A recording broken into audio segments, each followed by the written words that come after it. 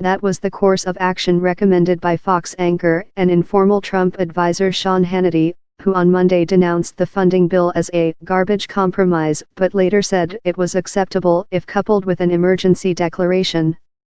This is the time. That is a necessity, Hannity said. Trump keeps his promises. I predict he'll find a way to get the money to build the wall, he tweeted Wednesday morning.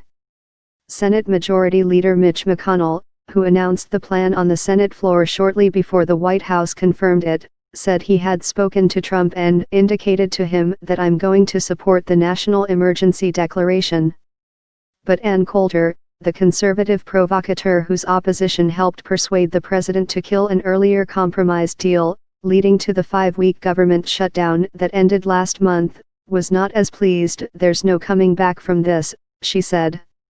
No emergency or presidential powers will allow him to build the wall, ever, after he signs this bill. Trump has just agreed to fully open borders. House Speaker Nancy Pelosi in brief remarks after the White House announcement warned that a future Democratic president could use the precedent of declaring a national emergency for other purposes, such as gun control, citing the anniversary of the Parkland, Florida, mass shooting that left 17 dead. Because if the president can declare an emergency on something that he's created as an emergency, an illusion he wants to convey, just think what a president with different values could present to the American people, said Pelosi. You want to talk about a national emergency? Let's talk about today. The 1-year anniversary of another manifestation of the epidemic of gun violence in America. That's a national emergency. Why don't you declare that emergency, Mr. President? I wish you would.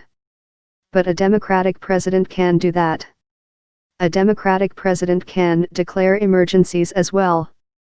Some prominent Republicans also criticized the Trump's plan to declare a national emergency. It would be a pretty dramatic expansion of how this was used in the past, said Senator Ron Johnson of Wisconsin. It's a bad idea, said Senator Marco Rubio of Florida. Pelosi has the option of triggering a vote on Trump's declaration, forcing Republicans to go on the record about whether or not they support the emergency wall. Asked if she would file a legal challenge to the emergency declaration, she responded, I may. But even if the emergency declaration is upheld, actually building the wall could face legal challenges from landowners along the border whose property would need to be acquired. The White House has cited a humanitarian crisis at the border as the basis for declaring an emergency, but it's unclear exactly what that refers to. Trump has mentioned a variety of justifications, including groups of migrants seeking asylum, drug and human trafficking, and crimes committed by undocumented immigrants.